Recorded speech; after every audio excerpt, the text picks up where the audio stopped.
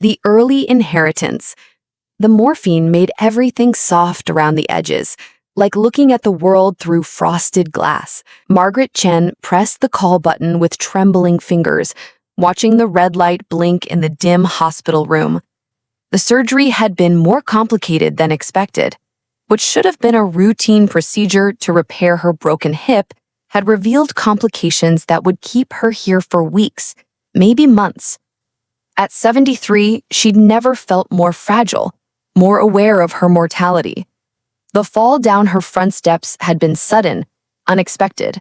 One moment she was reaching for the morning paper, the next she was lying on the cold concrete, her hips screaming in agony. Now, 3 days post-surgery, she was learning to navigate a world where every movement required careful consideration. The nurse who entered was new, young, with kind eyes that reminded Margaret of her daughter Sarah at that age. "How are we feeling today, Mrs. Chen?" the nurse asked, checking the IV drip. "Like I've been hit by a truck," Margaret managed, attempting a smile. "When do you think I'll be able to go home?" "Dr. Martinez will discuss that with you during rounds, but I'd guess you're looking at several more weeks here, then possibly some rehabilitation." Several more weeks. Margaret closed her eyes, thinking of her empty house, her garden that would need tending, the life that seemed to be moving on without her. At least she had her children. Sarah lived just 20 minutes away, and David, though busy with his law practice, had promised to handle anything she needed. She'd raised them to be independent, successful. Sarah was a real estate agent with her own firm, David a partner at one of the city's most prestigious law offices. They'd grown into accomplished adults she was proud of, even if their relationship had grown more distant over the years. Success, she'd learned, often came with a price. Less time for Sunday dinners, shorter phone calls, holidays that felt more like obligations than celebrations. But they were good children. They would take care of things. The thought comforted her as she drifted back into medicated sleep. The next morning brought Sarah, arriving with the kind of forced brightness that suggested duty rather than devotion. "Mom, you look better today," Sarah said, settling into the visitor's chair with her phone already in hand, fingers dancing across the screen even as she spoke. "Thank you for coming, honey. How are the kids?" "Busy with school. You know how it is." Sarah's eyes never left her phone. "Listen, Mom, we need to talk about some practical things. David and I have been discussing your situation." Something in her daughter's tone made Margaret more alert, the fog of medication clearing slightly. "My situation? Well, you're going to be laid up for months. Someone needs to handle your affairs, make sure bills are paid, that sort of thing. We think it would be best if I had power of attorney. Just temporarily, of course."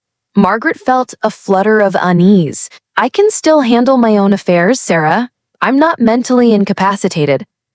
"Of course not," Sarah said quickly, but her smile seemed strained. "It's just practical. You can't exactly drive to the bank or meet with your financial advisor from a hospital bed. David's drawn up the paperwork. It's really just a formality." The papers appeared as if by magic. Sarah must have had them in her purse. The type was small, the legal language dense and intimidating. Her head felt fuzzy, whether from medication or fatigue she couldn't tell. "I should probably read this more carefully." "Mom, it's standard boilerplate stuff. David wrote it himself. Don't you trust us?" The question hung in the air, loaded with implications. Of course she trusted them. They were her children. She sacrificed for them, worked double shifts as a nurse to put them through college, mortgage her future to ensure theirs. They were successful now because of choices she made. With shaking hands, she signed the papers. "There," Sarah said, folding the documents with obvious relief. "Now you can focus on getting better, and we'll handle everything else." After Sarah left, Margaret stared at the ceiling, trying to shake the feeling that she'd just made a terrible mistake. But what choice did she have? She was lying in a hospital bed dependent on others for the most basic needs. Her children were adults, professionals. They would do right by her. Wouldn't they? The phone calls started 2 days later. "Mrs. Chen, This is Janet from Westfield Insurance. I'm calling about the claim for your beach house. The adjuster needs to schedule an inspection, but we're having trouble reaching your daughter. She mentioned something about selling the property. Margaret's heart stopped. Selling? There must be some mistake. I didn't authorize any sale. Oh, I see. Well, your daughter has power of attorney, and she's been quite insistent that the property needs to be liquidated quickly. Something about medical expenses? After hanging up, Margaret's hands shook as she dialed Sarah's number. It went straight to voicemail. She tried David, same result. The beach house, her sanctuary, the small cottage she'd bought with her late husband 30 years ago. Every summer vacation, every family gathering, every quiet weekend when life became too much, that little house by the ocean had been her refuge.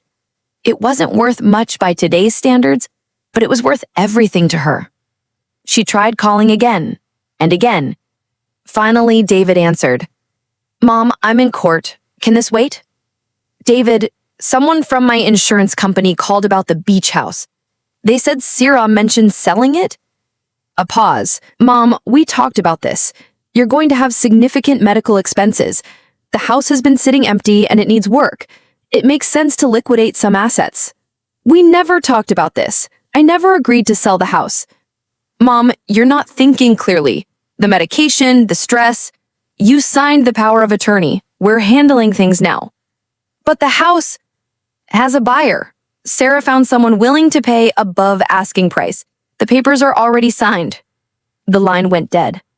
Margaret stared at the phone in her hand, feeling as though the world had shifted beneath her.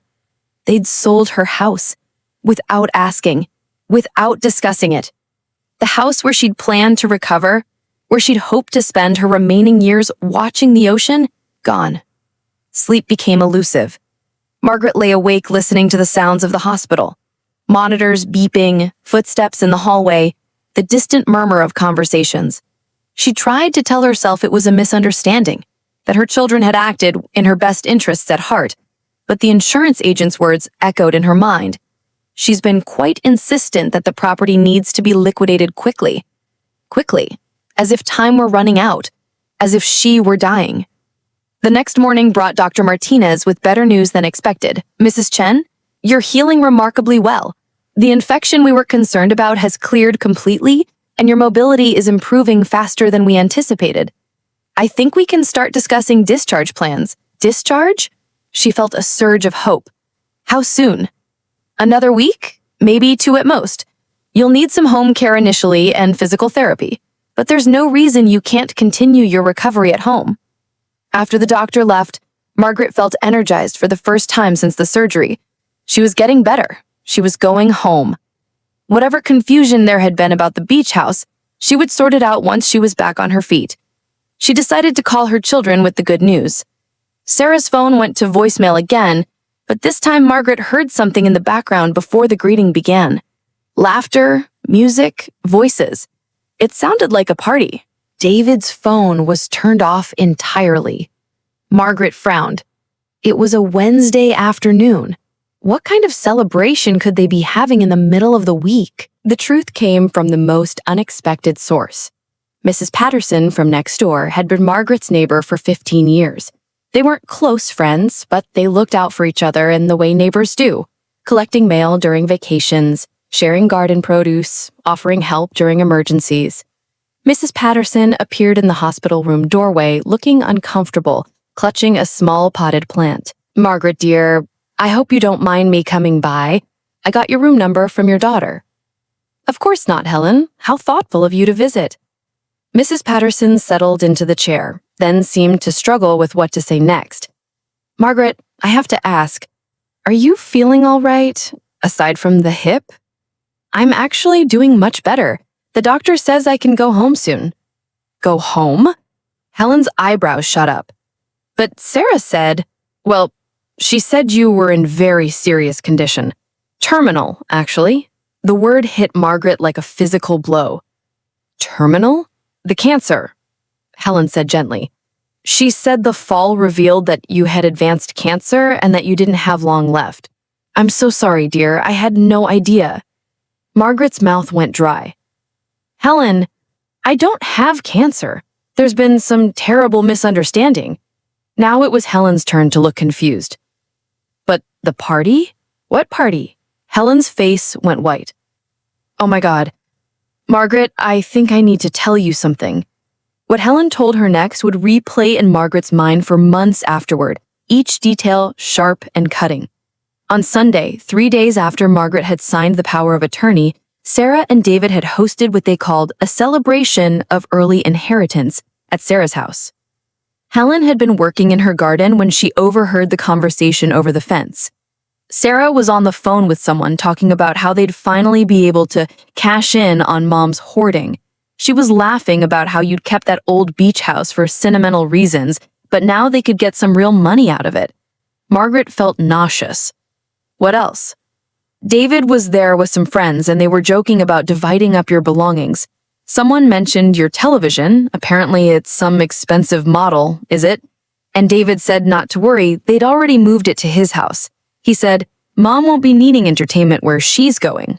The room spun around Margaret. Her television, the 65-inch smart TV she'd saved for months to buy, her one real indulgence in retirement. Gone. There's more, Helen continued reluctantly. They had a spreadsheet. Sarah was showing everyone how they divided up your possessions. Your jewelry to Sarah, your art collection to David, your car to Sarah's husband. They were calling it getting ahead of the inevitable. Margaret gripped the bed rail so hard her knuckles went white. They think I'm dying? They'd told everyone you had maybe weeks left. Sarah was crying. Well, it looked like crying, talking about how hard it was to watch you suffer. Suffer? Margaret wasn't suffering. She was healing. She was getting better. But her children had written her obituary while she was still breathing. After Helen left, Margaret sat in stunned silence. The betrayal cut deeper than any physical pain she had experienced. These weren't strangers taking advantage of an elderly woman. These were her children, the babies she'd nursed through midnight fevers, the toddlers she'd chased around playgrounds, the teenagers she'd worried about and supported through every crisis. She'd given them everything, her time, her money, her dreams.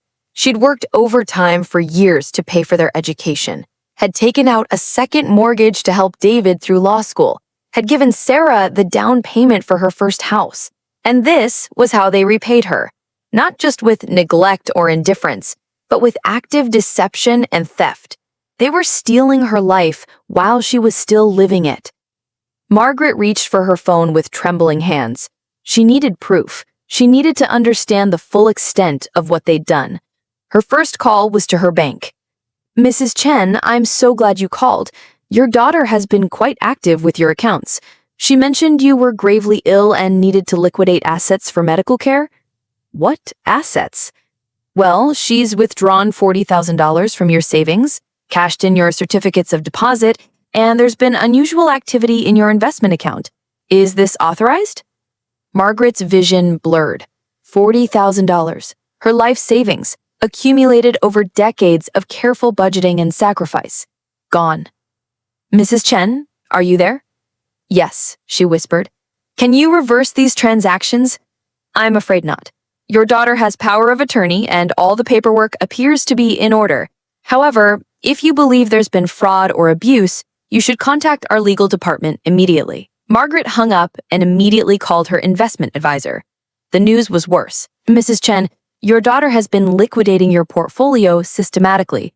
She said you needed immediate access to funds for experimental treatments. The good news is she hasn't been able to touch your retirement accounts yet. Those require additional documentation. Yet. The word hung ominously in the air. Margaret's next call was to her car insurance company. Her policy had been canceled 2 days ago. Her car had been transferred to Sarah's husband. Then she called the utility companies. Her electricity, gas, and water had all been transferred out of her name. Her house, her home for 25 years, was being prepared for sale. They weren't just stealing from her. They were erasing her. That night, Margaret didn't sleep at all. She stared at the ceiling, watching the shadows shift as nurses passed in the hallway, processing the magnitude of what her children had done. It wasn't just the money, though the financial betrayal was devastating. It was the calculation of it, the spreadsheet Helen had mentioned, the laughter. They thought she was dying and they were celebrating. But Margaret Chen had survived poverty, discrimination, an abusive first marriage, the death of her husband, and 30 years of working in a profession that demanded everything of her while giving little back. She was a fighter. She always had been. If her children thought she was dead, it was time to resurrect herself. The next morning, she called the one person she knew she could trust, her attorney, James Morrison. She'd known him for 20 years, had drawn up her will and handled the purchase of her beach house through his office. He was old school, meticulous, and had never liked David's flashy approach to law. "Margaret? My dear, how are you?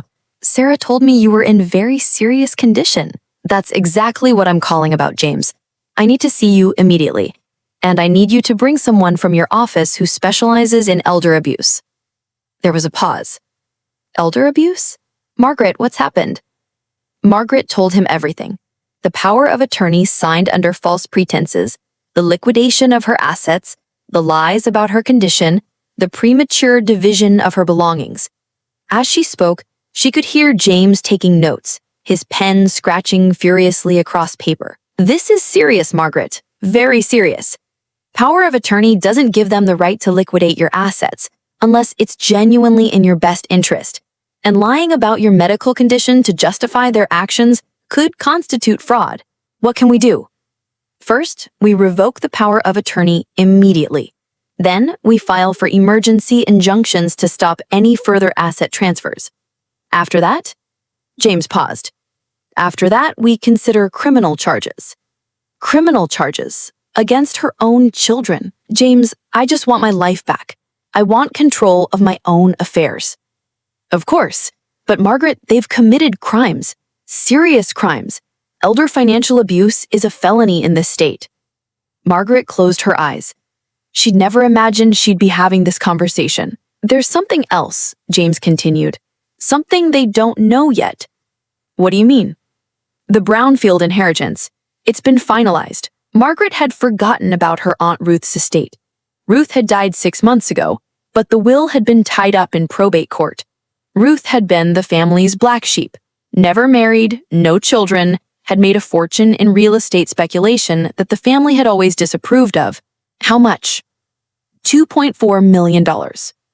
Margaret's breath caught. "I'm sorry, what?" "Your aunt left everything to you, Margaret. Her house, her investment portfolio, everything. The executor has been trying to reach you, but your mail is being forwarded to Sarah now, isn't it?" It was. Another thing they'd changed without telling her. They don't know about this inheritance? No one does, except the court, the executor, and now you. The paperwork was supposed to be delivered to your home address this week. Margaret felt something she hadn't experienced in days. Power. For the first time since signing that damned power of attorney, she held cards her children didn't even know existed. "James, here's what I want you to do." The plan was simple, elegant, and absolutely ruthless. First, James would quietly revoke the power of attorney and filed restraining orders to freeze all of Margaret's remaining assets.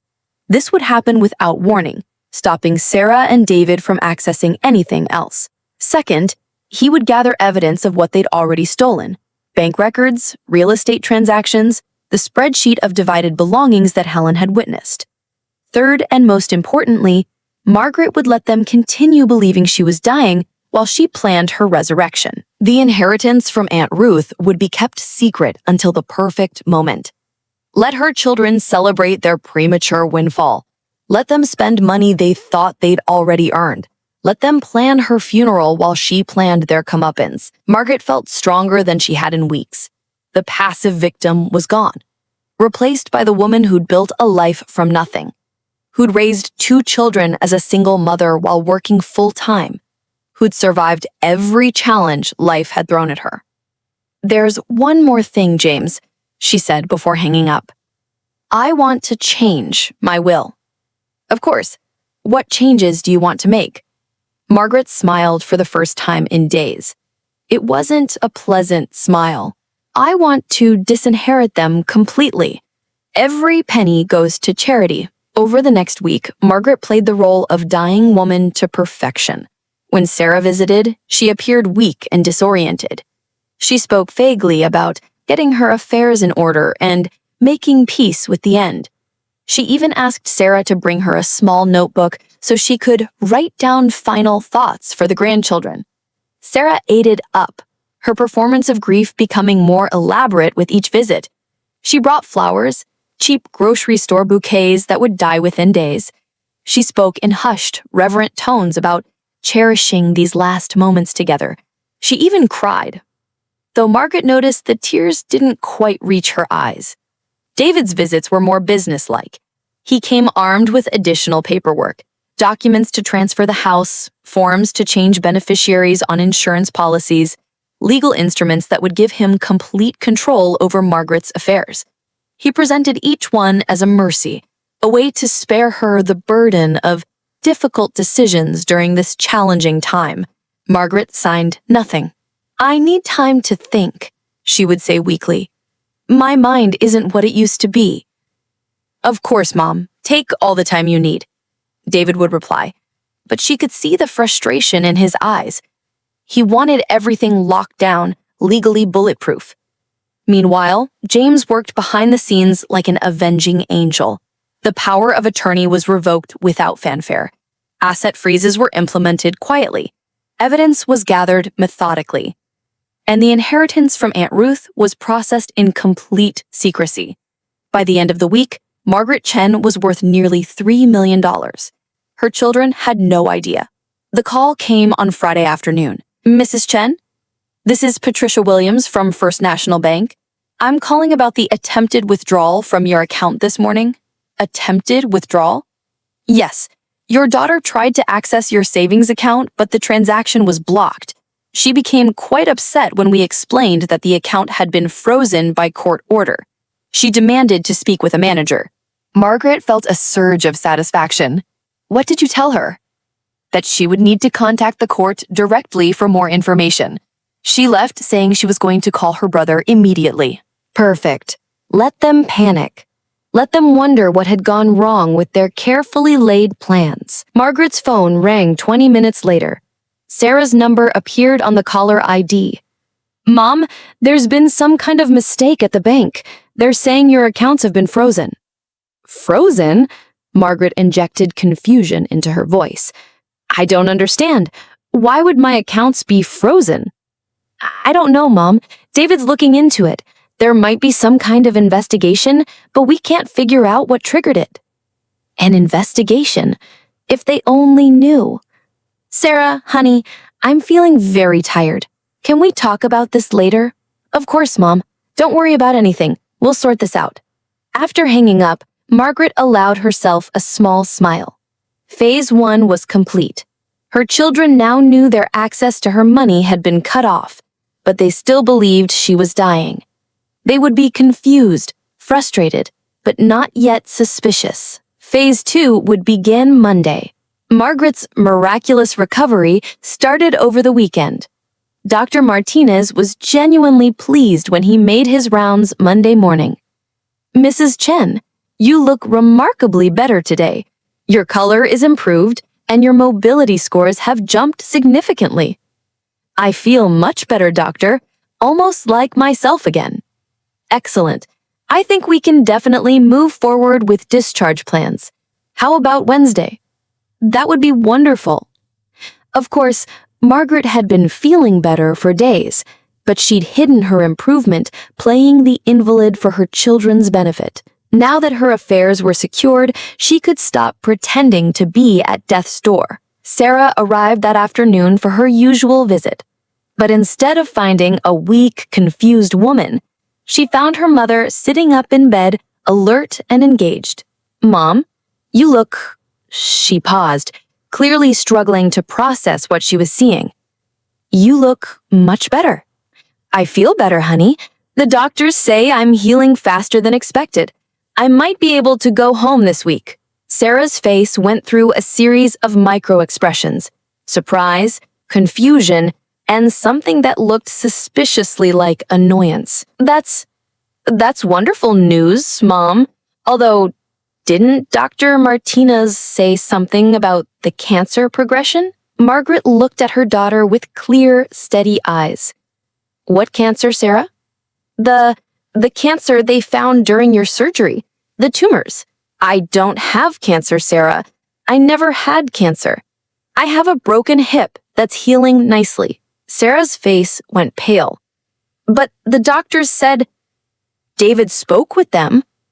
David spoke with my doctors? When? They're not allowed to share my medical information with anyone without my explicit permission. Margaret watched her daughter's composure begin to crumble. Sarah had built her entire scheme on the fiction that her mother was dying. Without terminal illness, there was no justification for the urgent liquidation of assets. No reason for the premature celebration of inheritance. I should call David, Sarah said, fumbling for her phone. Yes, Margaret agreed pleasantly. You should definitely call David. David arrived within an hour, his lawyer's composure intact, but his eyes worried. Margaret could see him assessing the situation, trying to understand how his dying mother had suddenly become so vibrantly alive. Mom, Sarah says you're feeling better. Much better.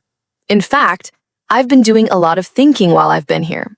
About family, about trust, about what really matters. Margaret paused, letting the weight of her words settle. I've also been thinking about my finances. David's jaw tightened almost imperceptibly. Your finances are fine, Mom. We've been taking care of everything. Yes, I know exactly what you've been taking care of. The beach house you sold without my permission, the $40,000 you withdrew from my savings, my car that you gave to Sarah's husband, my television that is now in your living room. The room went dead silent. Sarah and David exchanged glances, and Margaret could see them trying to figure out how much she knew, how much damage had been done to their carefully constructed narrative. Mom, Sarah said carefully, you signed the power of attorney. You asked us to handle these things. I signed a power of attorney after you told me it was temporary and routine. I never authorized you to sell my property or liquidate my assets. And I certainly never authorized you to lie about my medical condition to justify theft. Theft? David's voice rose. Mom, everything we've done has been for your benefit. Margaret laughed, a sound with no warmth in it whatsoever.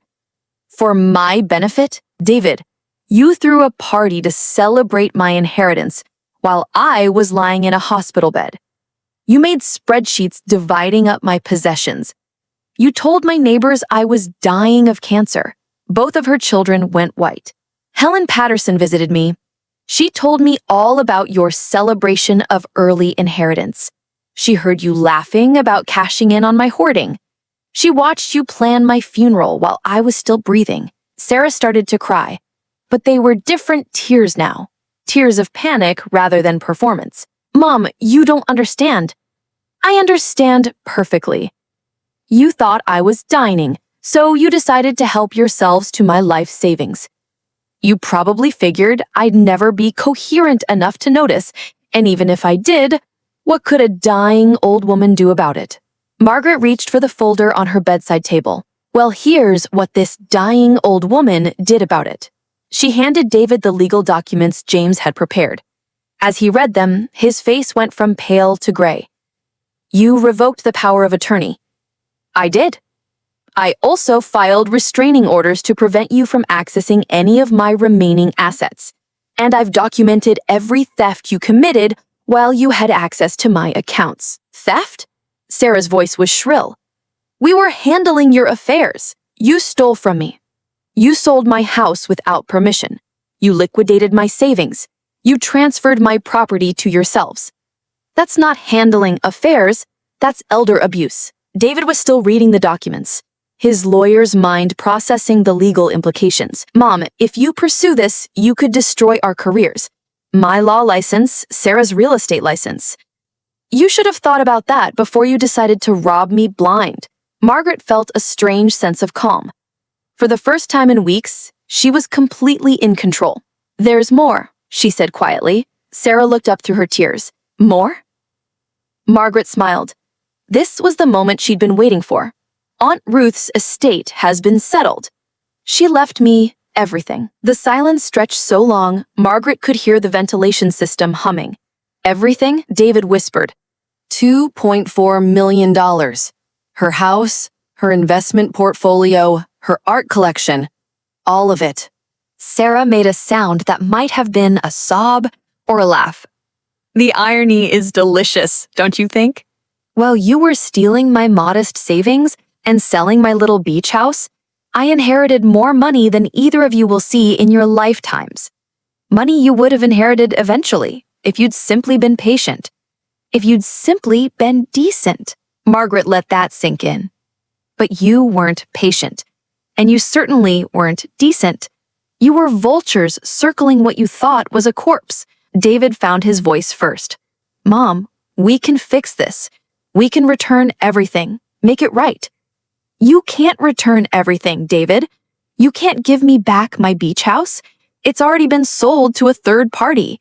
You can't return my sense of security, my trust in my own children, my belief that the people I loved most in the world wouldn't betray me while I was helpless. Margaret's voice remained steady, but there was steel in it now. You've shown me who you really are, both of you. And now, I'm going to show you who I really am. The next morning, Margaret met with the probate executor to officially accept Aunt Ruth's inheritance. The executor, a serious man in his 60s, seemed genuinely pleased to finally connect with her. Your aunt spoke of you often, Mrs. Chen.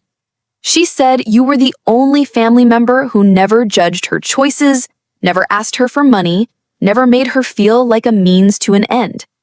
Margaret thought about that. Ruth had been the family rebel, unmarried, childless, fiercely independent. The family had always disapproved of her lifestyle, her business practices, her refusal to conform to their expectations. But Ruth had been kind to Margaret when she was struggling as a young single mother, had offered practical advice without judgment. She also left this letter for you, the executor continued, handing Margaret a sealed envelope. Margaret opened it with trembling hands. My dear Margaret, if you're reading this, it means I'm gone, and you're dealing with the aftermath of inheriting money from the family's black sheep. I hope you're not too shocked by the amount. I always was better at making money than spending it.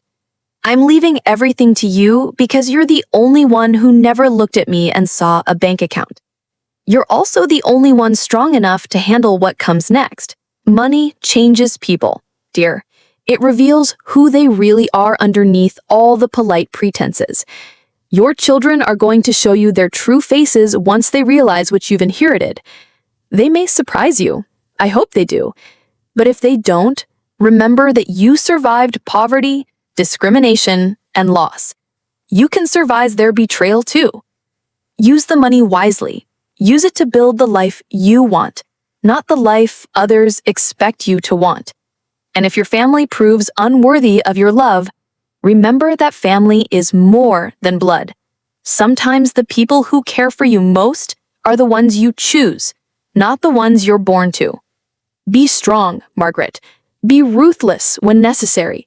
Be generous when deserved, but never be a victim. With love and respect, Ruth. Margaret folded the letter carefully, feeling Ruth's presence like a warm hand on her shoulder. Ruth had known. Somehow, she'd known this day would come. Margaret was discharged from the hospital on Wednesday morning.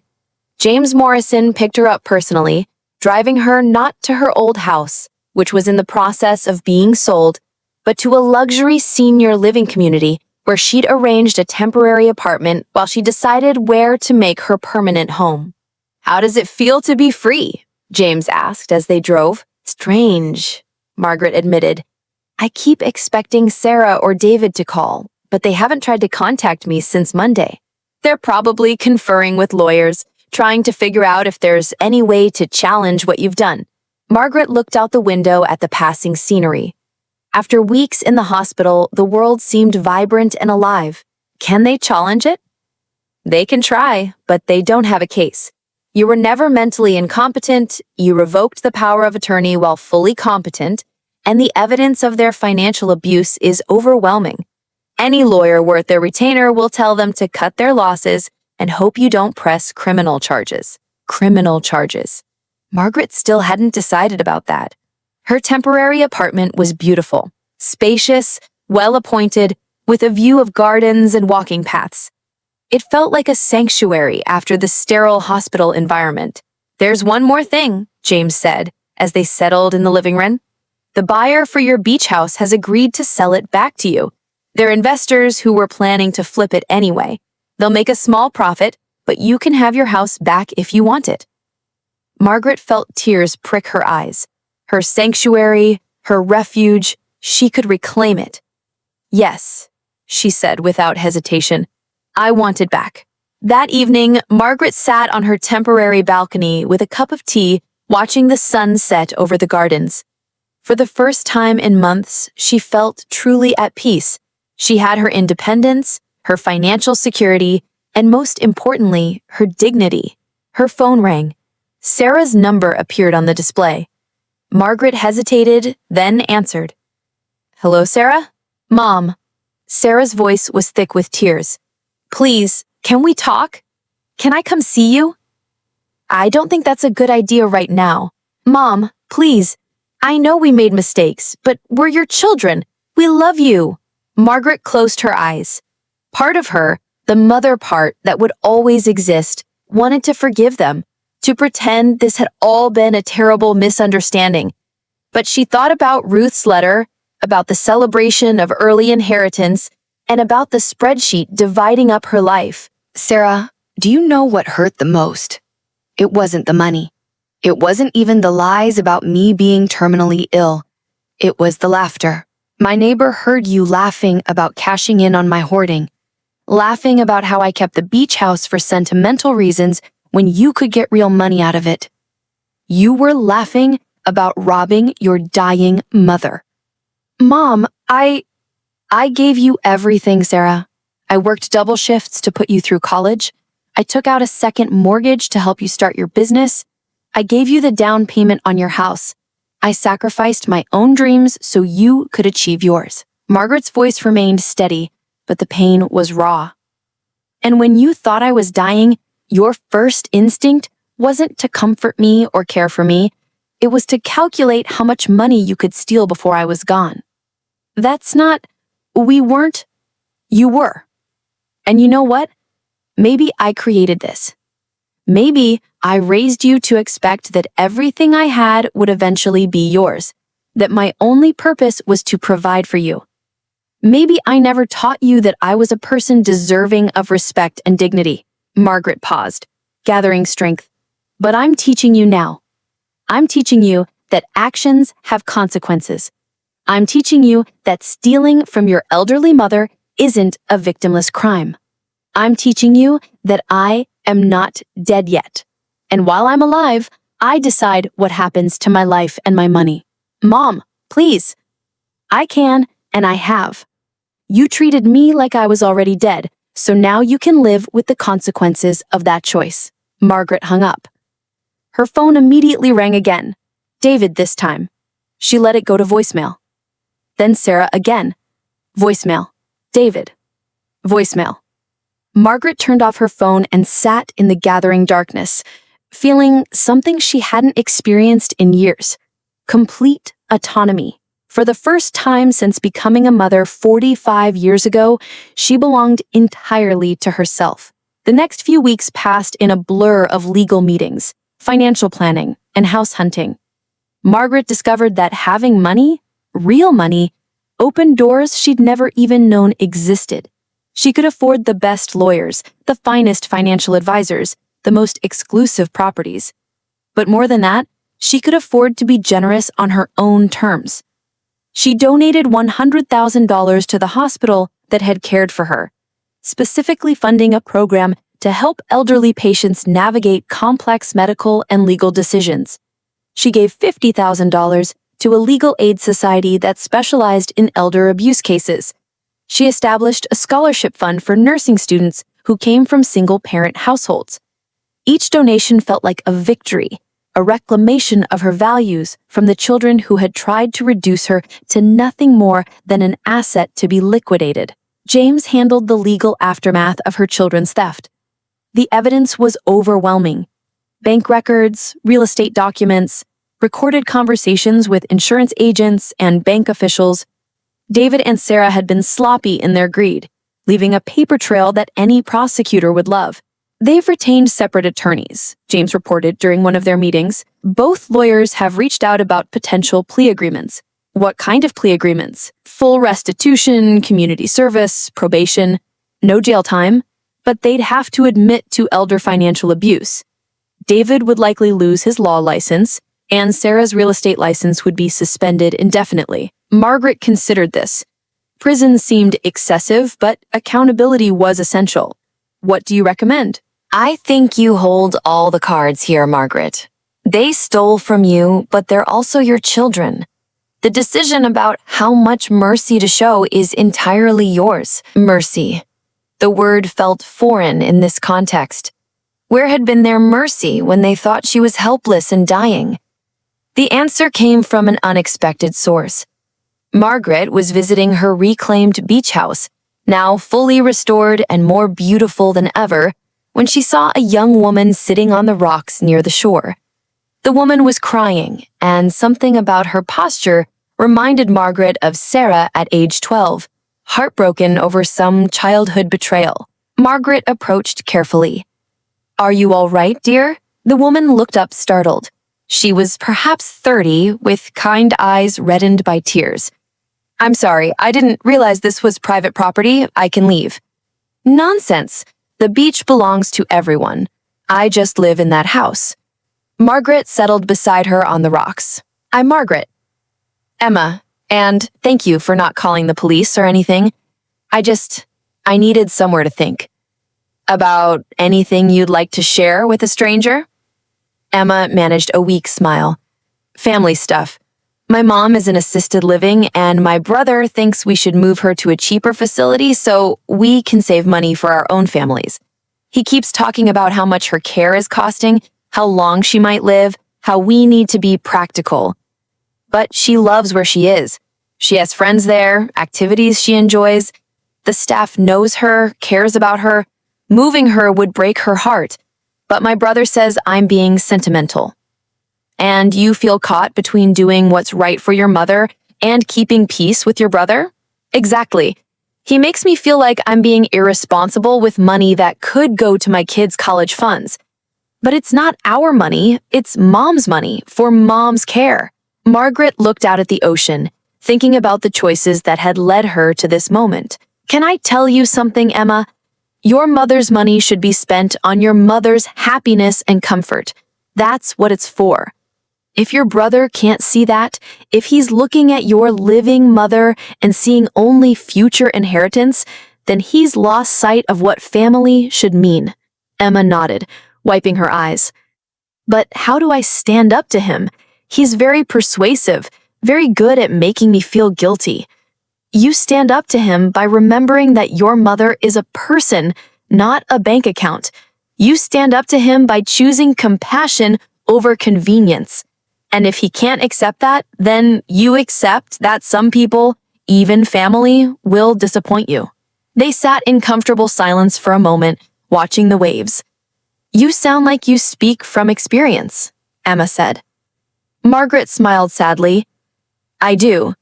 I learned recently that not all children deserve the parents they have. But I also learned that it's never too late to choose dignity over dysfunction." After Emma left, Margaret sat alone on the rocks as the sun set, thinking about mercy and justice, about forgiveness and consequences.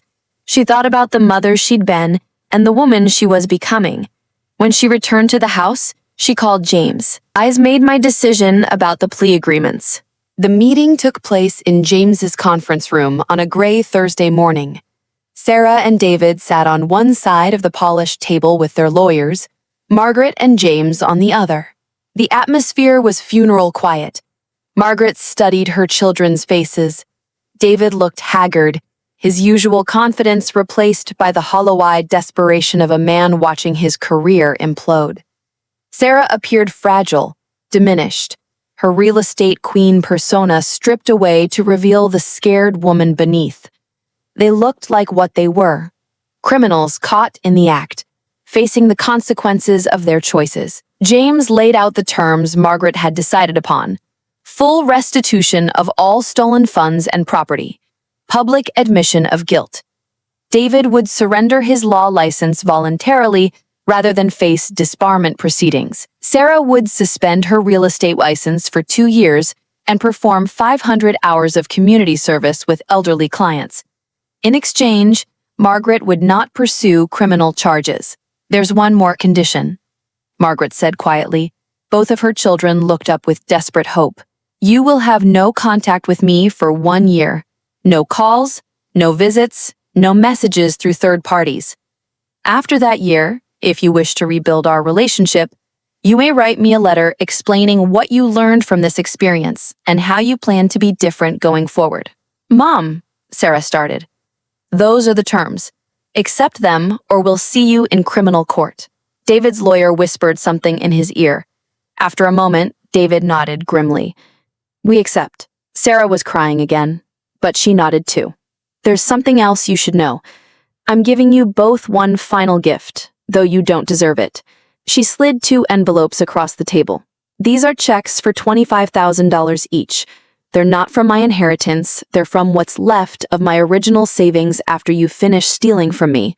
It's the last money you'll ever receive from me." David stared at the envelope without touching it. "Why?" "Because despite everything you've done, you're still my children. Because I want you to have something to help you rebuild your lives after you've destroyed your careers. And because I want to know that I tried to end this with grace, even if you began it with greed." Margaret stood, gathering her dignity around her like armor. "Use the money wisely. Learn from your mistakes. Come better people than you were when you thought I was dying." She paused at the door. "And never contact me unless you've truly changed. Because if you haven't, I promise you that the next time there will be no mercy at all." 1 year later, Margaret was sitting on her beach house deck, reading and enjoying the morning sun, when James called.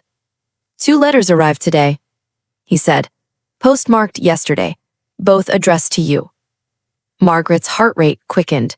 She'd wondered if this day would come, if either of her children would take the opportunity to reach out after their year of silence. "Can you read them to me over the phone?" "Are you sure? You might prefer to read them yourself first." "I'm sure. Start with Sarah's." James cleared his throat and began reading. "Dear Mom, I don't know if you'll read this or if you'll throw it away without opening it. I wouldn't blame you if you did. This year has been the hardest of my life, but also the most important. Losing my real estate license forced me to really look at who I'd become, and I didn't like what I saw. I spent months in therapy trying to understand how I could have done what I did to you. I think I convinced myself that you were dying, and that made it easier to see you as already gone. It was a way of avoiding the grief of losing you by pretending you were already lost. But that's an explanation, not an excuse. Nothing excuses what we did. I got a job working as a caregiver for elderly clients as part of my community service. At first, I resented it, but spending time with people your age, seeing how they're treated by their families, watching some of them be abandoned or neglected, it showed me what we did to you from a different perspective. There's a woman named Mrs. Rodriguez who reminds me of you. She's sharp, funny, proud. Her son visits twice a year and spends the whole time asking about her will. She knows what he's doing, and I can see the pain in her eyes when she talks about it. I told her about what I did to you. She said something I'll never forget. The difference between you and my son is that you were wrong. I can't undo what I did. I can't give you back the trust I broke or the pain I caused, but I can promise you that I understand now that you are a person deserving of love and respect, not just my mother whose purpose is to provide for me. I don't expect forgiveness. I don't even know if I deserve the chance to try to earn it. But if you're willing to see me, I'd like to start over. Not as your daughter who expects inheritance, but as a person who wants to know the remarkable woman who raised me. I love you. I'm sorry, and I understand if those words are too little, too late. Sarah." Margaret felt tears on her cheeks. She wiped them away and asked James to continue with David's letter. "Mom, I've been staring at this blank paper for hours, trying to find words that are completely inadequate. Losing my law license was devastating, but it was also clarifying. I realized I'd been thinking like a lawyer for so long that I'd forgotten how to think like a son. I saw you as a legal problem to be managed rather than a person to be loved.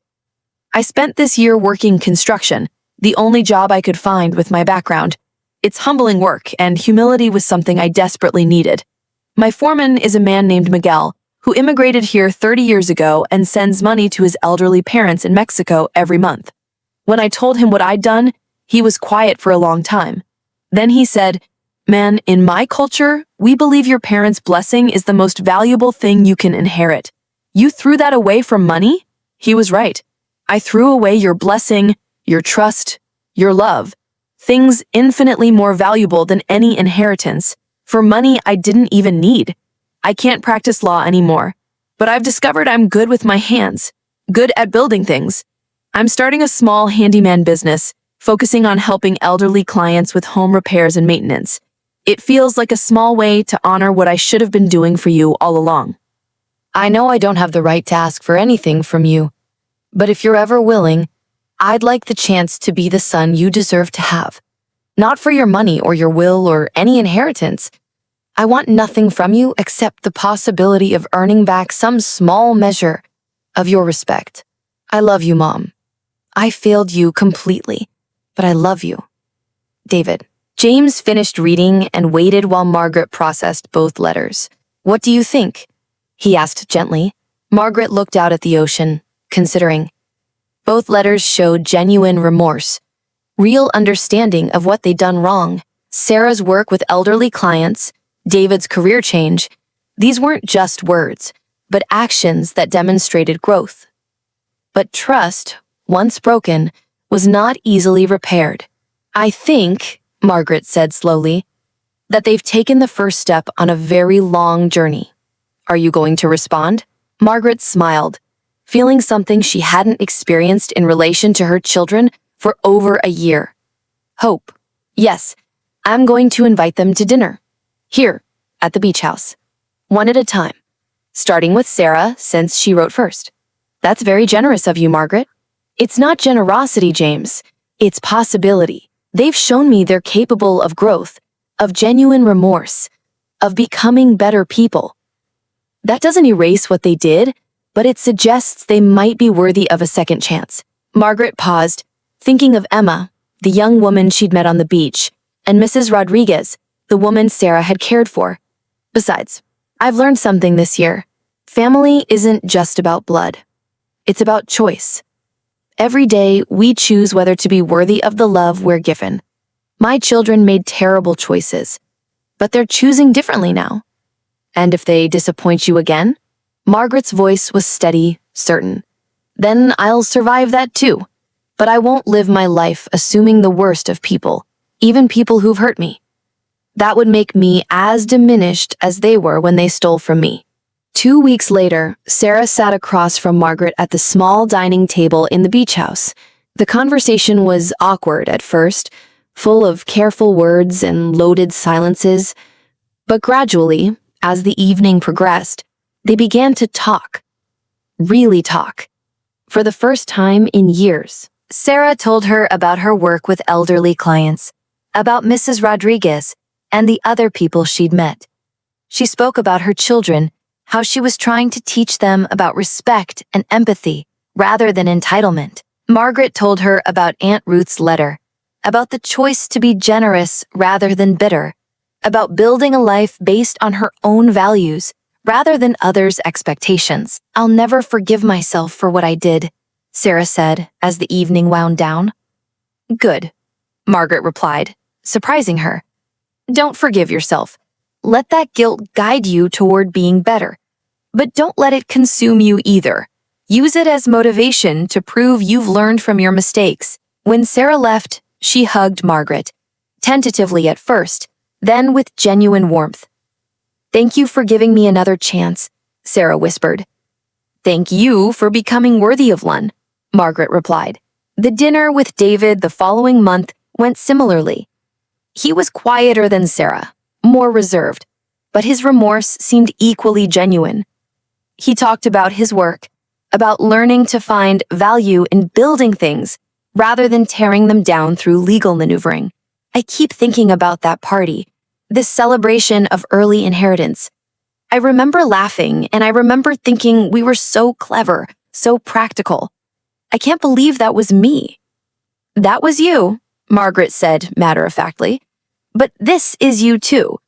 People are capable of both great cruelty and great growth, sometimes within the same lifetime. Over the following months, Margaret carefully rebuilt relationships with both of her children. Not the old relationships, those were gone forever, destroyed by betrayal and greed, but new relationships based on mutual respect rather than expectation and on chosen connection rather than obligation. Sarah brought her children to visit regularly, and Margaret enjoyed being a grandmother without feeling like she owed them anything. David showed up one Saturday with his tools and spent the day fixing the beach house's creaky deck, refusing payment, and asking for nothing in return except the chance to be helpful. It wasn't perfect. There were still moments of tension, still conversations that hit too close to old wounds. But it was real in a way their previous relationship had never been. On the second anniversary of her hospital stay, Margaret hosted a dinner party at the beach house.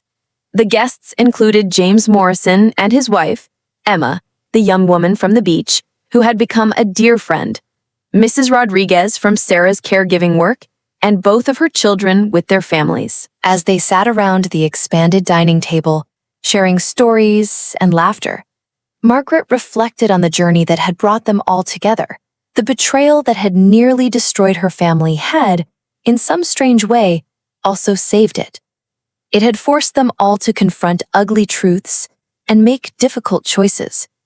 Her children had learned that love couldn't be taken for granted, that trust, once broken, required careful rebuilding, that their mother was a person deserving of respect, rather than just a source of eventual inheritance. Margaret had learned that she was stronger than she'd ever imagined, that dignity couldn't be stolen, only surrendered, and that sometimes the most generous thing you can do is refuse to enable someone's worst impulses. During dessert, David raised his glass.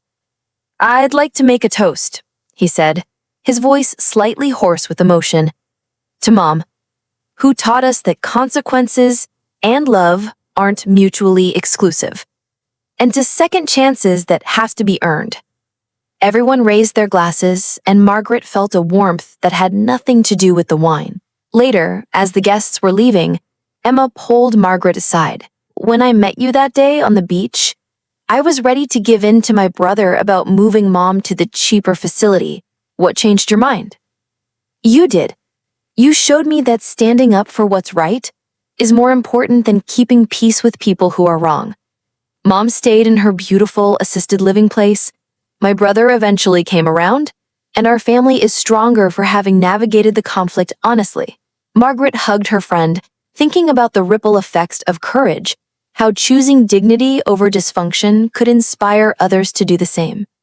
As the last car pulled away, Margaret walked down to the water's edge. The ocean was calm, reflecting the stars like scattered diamonds.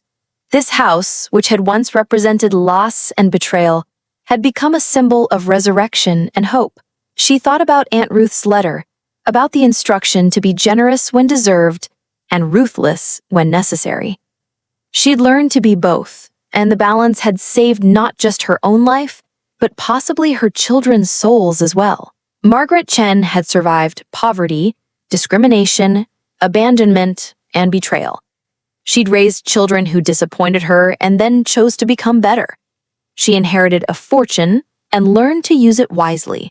She discovered that family was both blood and choice, that forgiveness was earned rather than given, and that dignity was something you claimed for yourself rather than waited for others to grant. Standing on the beach at 75, financially secure and surrounded by people who genuinely cared for her, Margaret felt something she hadn't experienced since childhood: complete freedom. Freedom from others' expectations, from the need to prove herself, from the fear of being abandoned or betrayed. She was enough, all by herself. Everything else, the relationships she chose to maintain, the love she decided to share, the generosity she elected to show, was bonus, not necessity.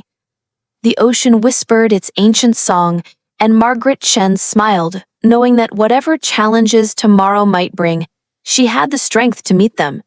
She had learned, perhaps too late, but not too finally, that the most valuable inheritance anyone could leave or receive was the knowledge of their own worth. And that inheritance, unlike money or property, could never be stolen by anyone, not even by the people who were supposed to love you most.